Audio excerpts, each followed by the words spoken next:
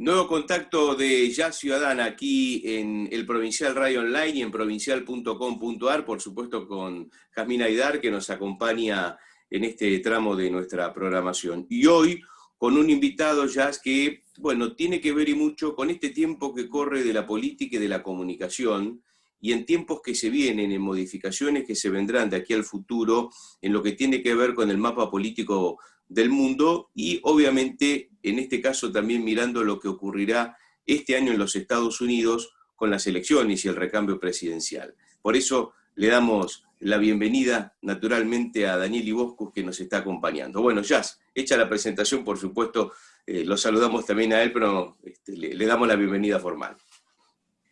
Gracias, Daniel, por estar acá. Gracias, Marcelo. Daniel, yo voy a hablar un poquito para la audiencia quién es un poco Daniel. Es mucho lo que hay para decir de él, pero hoy nos vamos a centrar en el tema que nos convoca.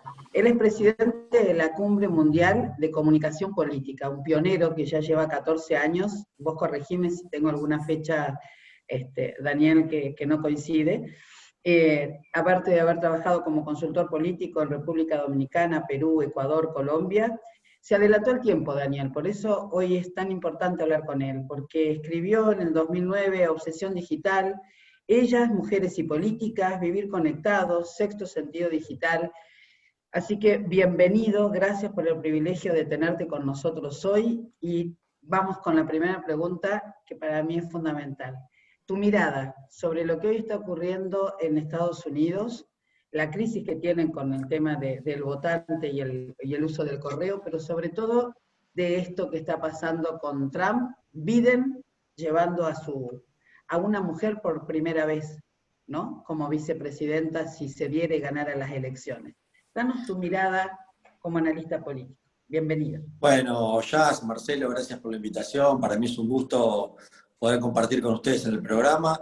Y bueno, entraste directo a uno de los temas que hoy tiene la atracción mundial en términos de campañas electorales o procesos electorales, como la elección de los Estados Unidos. Y el primer análisis es que todo ha cambiado, la sociedad cambió, a partir de la pandemia han cambiado una gran cantidad de patrones, pero además los patrones que ordenan la mente del elector, y eso no es un tema menor.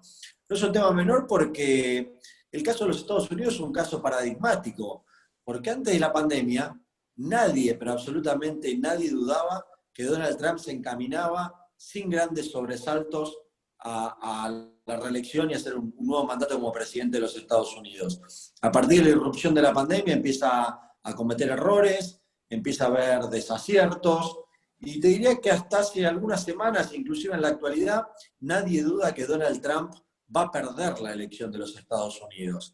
Ahora, yo digo, no hay que estar ni en la visión de los que aman a Donald Trump ni de la que lo odian, en la visión realista. La visión realista dice que todavía queda camino por recorrer. La primera definición es si el 3 de noviembre, porque él ya ha dicho inclusive que pone en duda la fecha, ¿no? Pero si las elecciones se confirman y es todo como está planificado el día 3 de noviembre, ¿en qué escenario se van a dar? ¿En un escenario de pandemia, de crisis, de muertos y contagiados? ¿O se va a dar en un contexto y un escenario de recuperación económica que ya el propio Donald Trump empieza a poner en escena, en los titulares? Bueno, claramente a Trump le sirve hablar de recuperación económica, de pleno empleo y de la gran potencia, además crear un fantasma, como él mismo ha dicho que esto no es cuestión de un murciélago, ¿no? Sino que es mucho más profundo, y le ha definido y ha declarado la guerra al virus chino, y esa es toda una definición política. Después, con respecto a Biden, y bueno, claramente no es la persona que tal vez más se enamora desde el punto de vista demócrata a los ciudadanos. Lo que sí es cierto que fue muy acertada la designación en esta primera etapa de su candidata a vicepresidenta, tanto por ser mujer, por ser afro, por lo que significa, por las señales que le envía, ha sido muy bien percibido. Y como toda elección, que en definitiva no la gana el que saque más votos, porque Hillary sacó más votos en el 2016 que Donald Trump, sino que el que obtiene más electores, y los electores se definen por los estados, y el que gana un estado se queda con todos los electores. No existe la minoría en prácticamente todos los estados, con lo cual es una elección de estrategia a lo que nos estamos enfrentando. Bien, muy bien. La verdad que es un placer escucharte porque muy poca gente tiene la capacidad para comunicar claramente para gente, nuestra audiencia, que le interesa, pero que no todos saben cómo funciona el sistema de elecciones en Estados Unidos. Así que esa mirada me gusta. Actualmente estás en un seminario de comunicación política, que es Cumbre Online, y que me parece que también marca estos tiempos, ¿no? Vos hablaste de lo que está sucediendo hoy con Donald Trump, lo que sucede con la crisis, pero hoy todo se dirime en las redes, ¿no? Esto es cómo es la comunicación a través de la red y cuál es la enseñanza que nos deja la comunicación digital en estos tiempos de crisis hoy. ¿Cómo lo definirías? Bueno, en primer lugar, si ya tenemos una plataforma que es cumbre.online, ayer me preguntan, ¿pero es .com? No, cumbre.online. Es como si fuera un Netflix de la consultoría política, ¿no? Hay series, hay conferencias, hay cursos, hay una biblioteca ya con más de 30 títulos exclusivos de comunicación política, donde se interactúa y tiene digamos, un nacimiento a partir de la formación y la capacitación. Tuve la oportunidad de vivir el proceso dominicano de las elecciones que finalmente se hicieron el día 5 de julio y eligieron un nuevo presidente para el país, de oposición al gobierno que existía. Y digo que tuve la suerte de participar y conocer ese proceso porque fue la primera elección presidencial en tiempos de COVID, en tiempos de coronavirus, ¿no? Era el 17 de mayo, se atrasó al 5 de julio, querían seguir suspendiéndola, la OEA sacó un informe muy completo diciendo que la primera es la democracia, que es el problema que hoy tiene Bolivia, que siguen alargando los plazos, que no hay alguien legítimo, pero las elecciones se hicieron. ¿Y qué cambió? Cambiaron muchas cosas. Principio, entender cuál es el problema al que enfrentamos. Segundo, y consolidar que la gente cada vez más busca líderes que puedan ordenar y guiarlos en esta difícil situación que debe vivir un país. Que además entendieron que no es solamente una crisis sanitaria, porque recordemos que al comienzo pareciera que solamente era una cuestión de salud. Y la verdad que esto a lo largo de este proceso hemos visto que no solamente es un problema de salud, porque el encierro causa angustias y eso también termina repercutiendo en la gente, en la pérdida del poder económico, no el de las grandes empresas, la economía familiar, el que no puede estar 5 meses encerrado en su casa sin trabajar porque no come. Entonces, el miedo funciona durante un determinado tiempo. Ahora, la realidad es que el aburrimiento, la angustia, la desesperación y las necesidades económicas, no tengas ninguna duda que le ganan al miedo. Con lo cual, lo digital lo que ha hecho es un cambio en la concepción de la comunicación. Nosotros venimos acostumbrados a un proceso vertical de la comunicación, radio, televisión, prensa escrita, donde un periodista o un entrevistado dice algo y el resto lo consume. ¿Está de acuerdo o no? ¿Por qué las redes sociales generaron un gran rebote en todo este proceso? Porque agrega algo más. Primero las definimos como medio de comunicación, pero agrega algo más. Es la conversación. Y al permitir la conversación y que los ciudadanos sean prosumidores de información y suban contenidos, hace que políticos y medios de comunicación, más los periodistas, tengan que estar pendientes de qué se habla en las redes. Por eso lo que pasa en Twitter no es un problema de quienes usan Twitter, sino que los escándalos de Twitter después están en la televisión, están en la radio, están en la prensa escrita. Y lo mismo va sucediendo con las distintas redes sociales. Miremos lo que le pasó a Trump en la campaña con TikTok. Subestimar una red social donde los jóvenes compraban las boletas para su acto, que no las compraban con dinero porque se reservaban, y las reservaban los tiktokeros para colapsar el evento, y que cuando Trump dijera sold out, todas las entradas vendidas, vamos a tener un gran evento, estuviera la mitad del estadio totalmente vacío. Y eso fue porque le boicotearon desde las redes sociales. Entonces, ¿qué enseñanza nos deja? Las redes sociales, además de ser un medio de comunicación, son un medio de operación política, son para hacer política, y así lo han empezado a entender varios candidatos, gobiernos y movimientos. Y te hago una consulta hablando de esto. La forma de comunicar.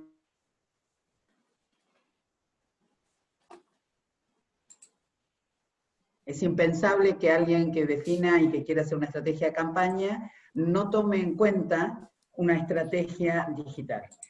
Ahora, ¿cuál es la semiótica del votante digital? Porque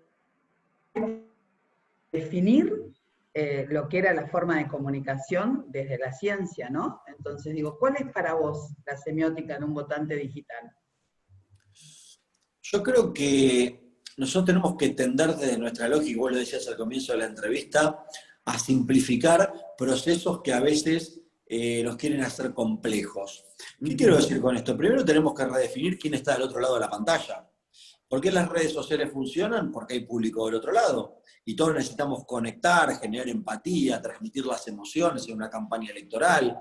Y a partir de eso definimos perfilados. Miren, les recomiendo una película que tal vez la hayan visto, que se llama Nada es privado, Sí, es que excelente. está en Netflix, que cuenta el caso del Brexit y otros tantos casos en los cuales la obtención de datos redefinen a los ciudadanos, a los seres humanos. Por ejemplo, en el caso del Brexit había 5.000 points, 5.000 datos de cada una de las personas que tenían que ir a votar, que los enoja, que los ofende, que les genera ira, rabia, angustia, alegría, emociones. Y a partir que uno tiene esa información y sabemos lo que le genera al otro, es mucho más fácil que no solamente sean acciones de comunicación aislada, sino que sea comunicación para la acción, y en este caso para la acción política.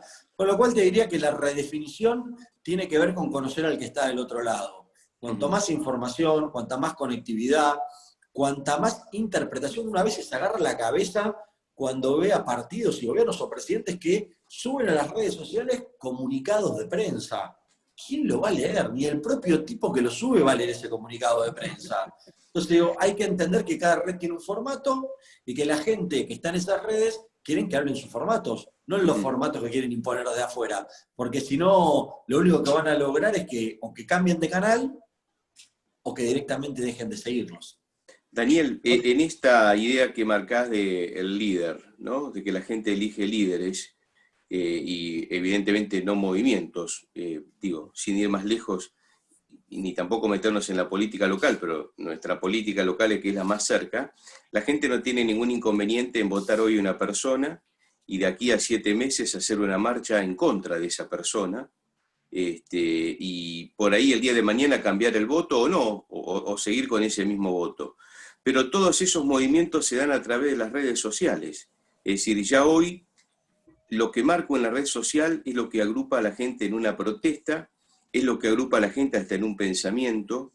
¿De qué manera, y te lo pregunto desde el punto de vista periodístico, en aquello de las fuentes, a los periodistas todavía nos cuesta, no digo que esté bien, digo, nos cuesta todavía entender que una red social sea una fuente de información, porque en muchos casos no siempre es muy fácil chequearlo, más allá de la opinión de alguna persona. ¿Cómo ves vos todo ese recambio que hay en la sociedad respecto a esto? Aunque hoy es más importante lo que dice Twitter que lo que antiguamente se acuerdan cuando decían, no, lo dijo la radio, lo dijo la tele, y si lo dijo la radio, lo dijo la tele, es como la palabra santa. Hoy esa palabra santa es la red social. ¿Cómo se está dando todo ese trasfondo? Que tiene que modificar. A los jóvenes seguramente ya es más fácil, ya vienen incorporados, pero a las otras generaciones. Bueno, en primer lugar, ese es el primer gran problema que nos enfrentamos, ¿no?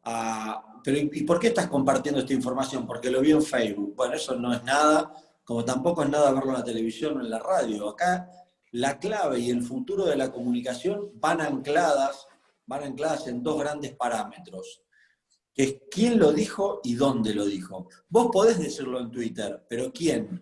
¿Es un usuario verificado, una persona comprobada? ¿Quién inicia la conversación? ¿Cómo lo podés constatar? ¿Por qué digo esto? Porque inclusive esta es la primera herramienta de validación o no de una fake news o una noticia falsa. Y eso tiene una gran importancia, porque vos recordás que en el periodismo hubo una época donde lo importante eran las primicias, ¿no? Recuerdo las placas rojas de determinados medios de comunicación que decían, bueno, tenemos la primicia, y era una competencia por quién era el dueño de la primicia. Incomprobable en muchos casos. Sí, pero debo decirte que hoy eso no solamente dejó de ser intrascendente, sino que hoy los dos valores que van a darle al político, al periodista y a los medios una visión de futuro, de crecimiento y de expansión son la confianza, la credibilidad, que eso van a construir la reputación. Sin confianza y credibilidad no tiene sentido absolutamente nada porque no vas a ser creíble. Y para ser creíble vos tenés que sustentarlo a lo largo del tiempo todo este tipo de acciones. Por eso lo importante, deja de ser lo importante la primicia, porque vos podés meter 10 primicias espectaculares, pero te equivocaste 2 veces, y te ponen la etiqueta de fake news en la frente y no te la sacas más, sos un periodista fake. Y esto ha sido muy bueno Donald Trump, por ejemplo. Yo recuerdo hace pocos meses una conferencia de prensa donde le avisan a Donald Trump que había una periodista que ella conocía, que le iba a hacer una pregunta que no había respuesta, que además la periodista tenía razón, que no tenía sentido, pero que tampoco la podían dichar del salón de prensa de la Casa Blanca. Él fue a la conferencia de prensa, fue entregándole la palabra a los distintos periodistas, la dejó que levantara la mano y pedía hablar, hasta que sobre el final, ya un poco cansada y falta de reflejos, le da la palabra. Cuando tiene la palabra y le hace esa pregunta que era imposible de responder, él la deja hablar. Cuando termina la pregunta le dice, tú eres fake news, ¿el que sigue?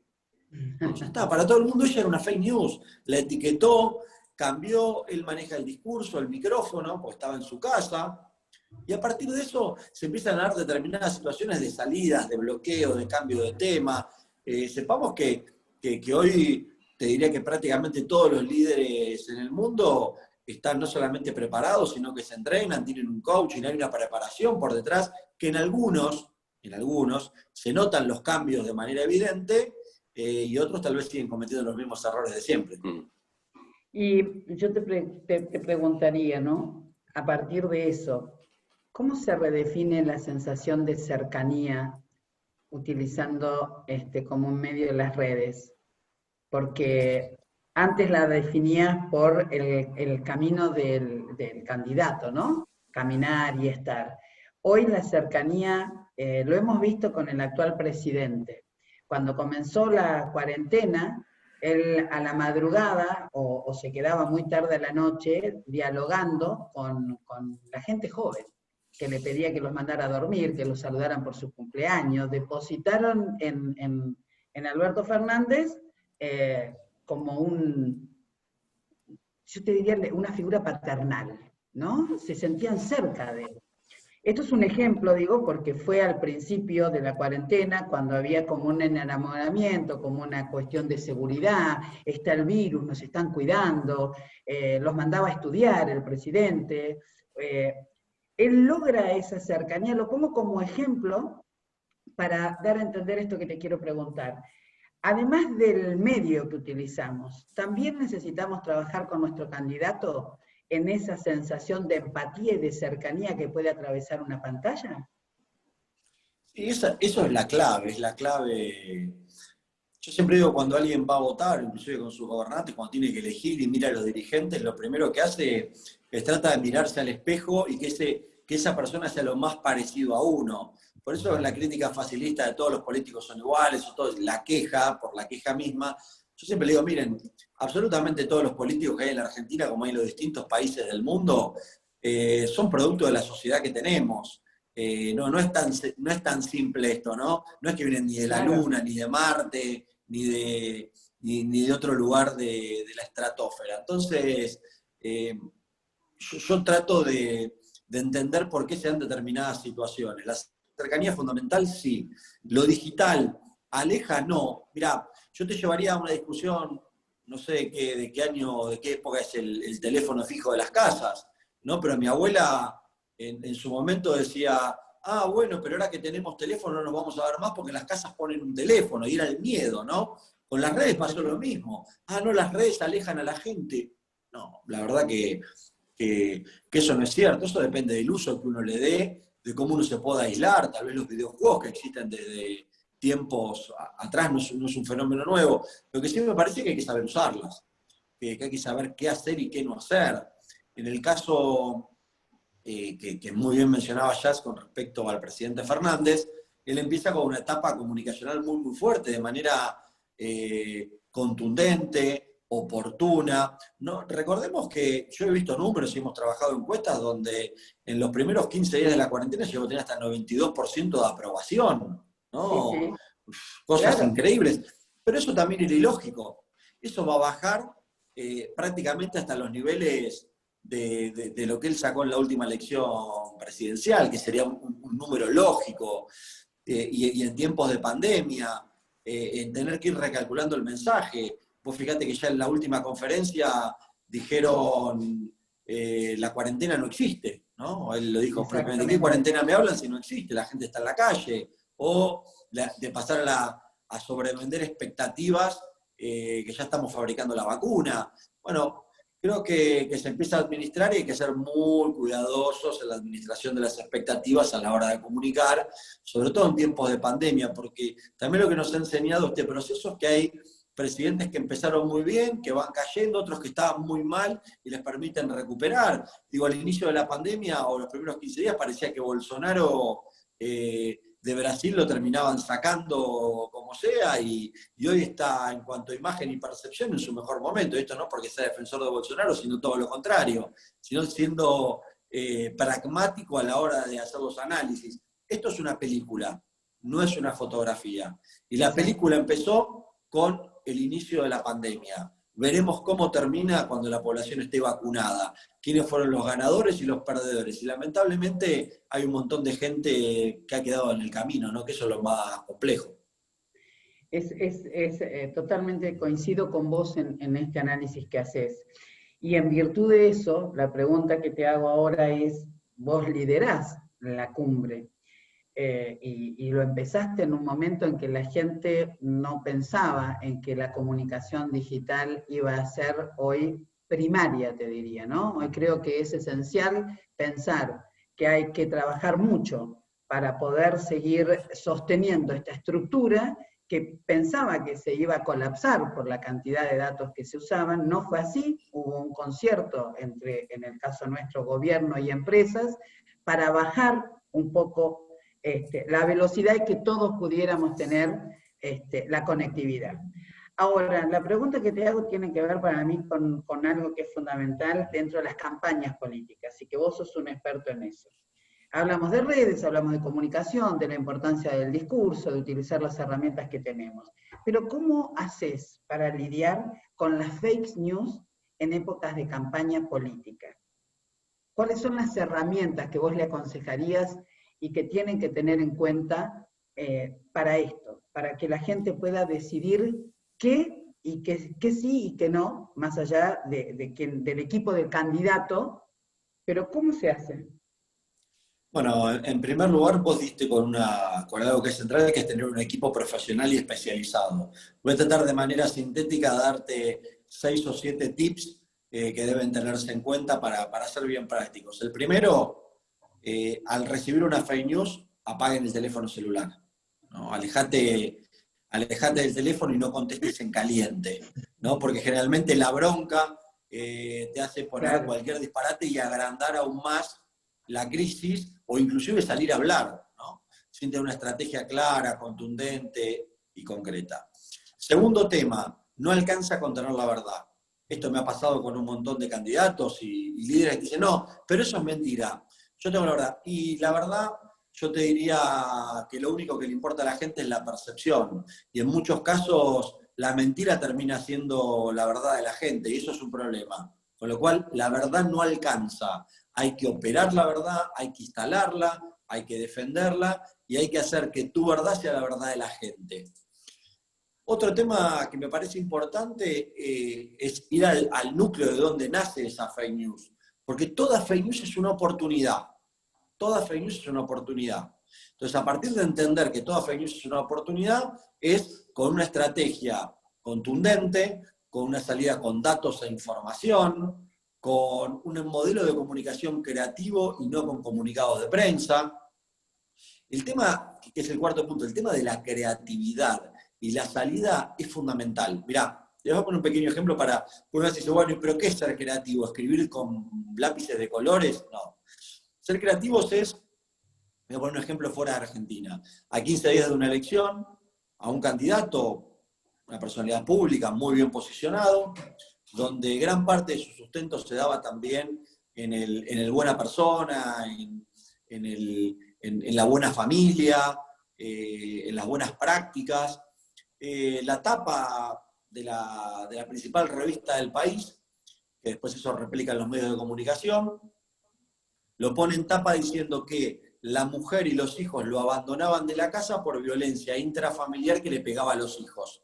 Era un violento que le pegaba a los hijos y que se había separado. Bueno,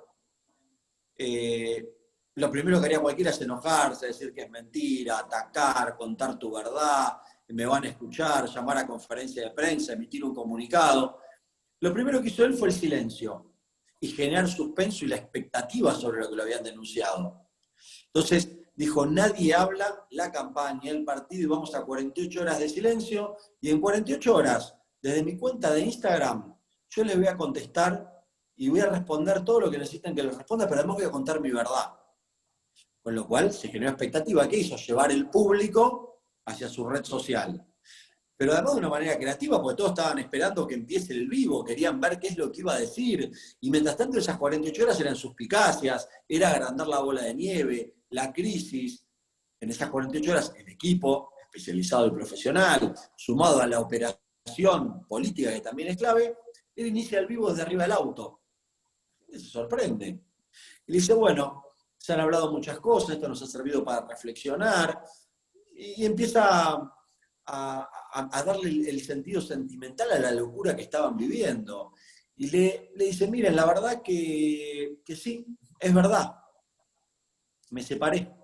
Con lo cual cuando él dijo, sí, es verdad, me separé, fue la tendencia, explotó, medido, será verdad, se separó. Pero ¿saben qué? Tal vez mejor que yo para contarles se lo pueda explicar mi señora. Y gira el teléfono y apunta a la señora que estaba sentada en el auto al lado de él, a la ex señora, o es mujer.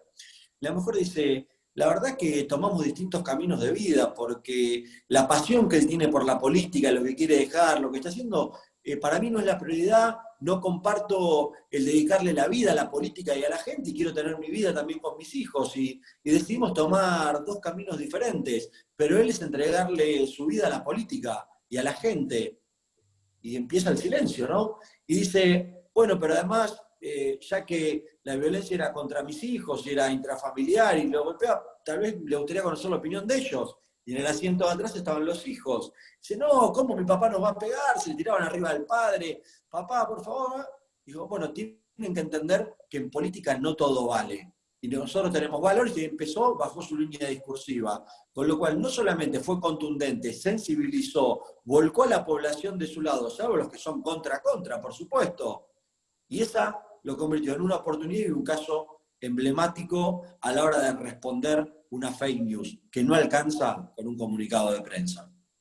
Qué maravilla, maravilloso tu ejemplo, y yo coincido plenamente en que la creatividad es fundamental en un equipo de campaña, como vos decís, pero para eso hay que rodearse de gente que conozca realmente bien de qué estamos hablando. ¿Qué queremos comunicar? ¿Para qué queremos comunicar? ¿Y a quién le queremos comunicar? ¿No? Son como claves. Yo te agradezco muchísimo, Daniel. Si fue el tiempo, creo que es la primera entrevista que hago donde el tiempo se me hizo rapidísimo, y seguiría, tal vez porque es mi pasión, hablando con vos mucho más tiempo. Pero yo te propongo algo, si te parece. Primero, dejarnos las líneas para que nosotros podamos ponerlas, para que la gente aprenda más. Aún aquel que no se dedica a esto, quiera saber, es cumbre.online en Twitter, para el que quiera capacitarse. No, es cumbre.online, el sitio web, y después en Sí. redes sociales somos @cumbreonline en Twitter, Instagram, Facebook, pero el sitio web es cumbre.online, que es la plataforma de entrenamiento y capacitación. Y bueno, por supuesto, agradecerles por la entrevista, ha sido un gusto. Podemos seguir el debate después en redes sociales sin ningún tipo de problema. Por Así supuesto que sí. desde mi cuenta, que acá la ven, @divoscus, estamos conectados sin ningún problema. Para mí ha sido un gusto. Y vamos a volver a convocarte, porque lo que nos interesa es seguir de cerca lo que está sucediendo en Estados Unidos, que va a marcar algo importante, y después será otra nota para que nos cuentes tu mirada de las legislativas el año que viene, y cómo nos va a preparar la vacuna sí o la vacuna no va a definir mucho, así que tu mirada y tu análisis para nosotros es fundamental. Daniel, un privilegio tenerte, un gusto que nos hemos dado, así que te agradezco y vamos a seguir en contacto. Gracias. Bárbara, muchas gracias, les mando un abrazo grande. Muchos Gracias, saludos. Gracias.